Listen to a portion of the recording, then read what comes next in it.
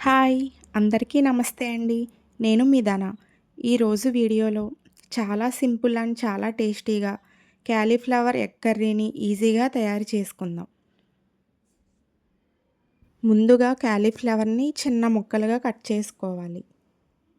Stove on చేసి బాండీ పెట్టుకొని బాయిల్ చేయడానికి సరిపడా వాటర్ పోసుకొని, వాటర్ బాయిల్ అయిన తర్వాత హాఫ్ స్పూన్ పసుపు, 1 స్పూన్ ఉప్పు వేసుకొని, మనం ముందుగా కట్ చేసుకున్న క్యాలీఫ్లవర్ ముక్కల్ని వేసుకోవాలి. అన్నీ వేసుకున్న తర్వాత మూత పెట్టుకొని 2 నిమిషాలు ముక్కలన్నీ ఉడికేంత వరకు ఉడికించుకోవాలి.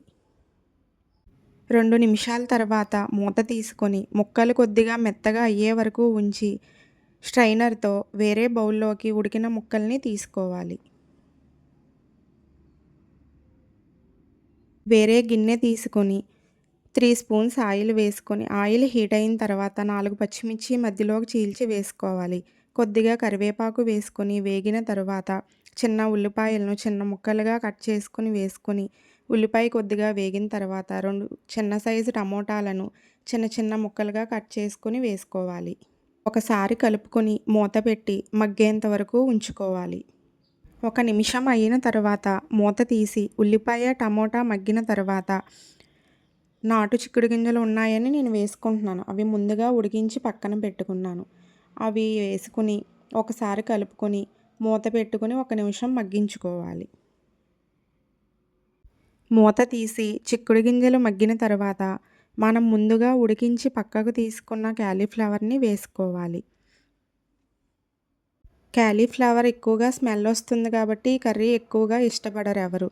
కానీ ముందుగా దీన్ని ఇలా బాయిల్ చేసుకొని ఇలా వేసుకుంటే క్యాలీఫ్లవర్ స్మెల్ నచ్చని వాళ్ళు కూడా చాలా ఇష్టంగా తింటారు.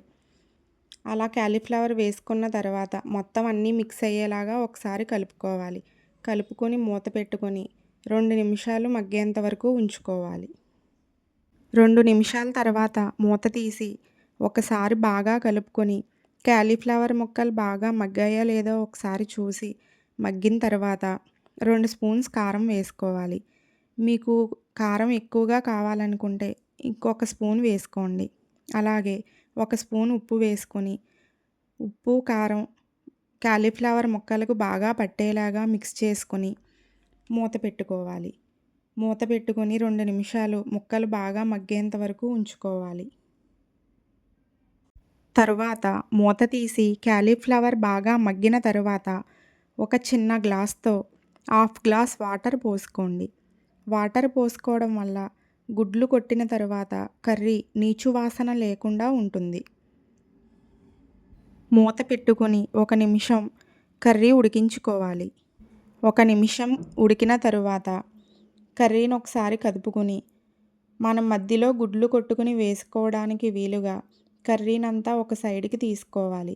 మధ్యలో మనం గుడ్లు వేసుకోవడానికి ఉంచుకోవాలి.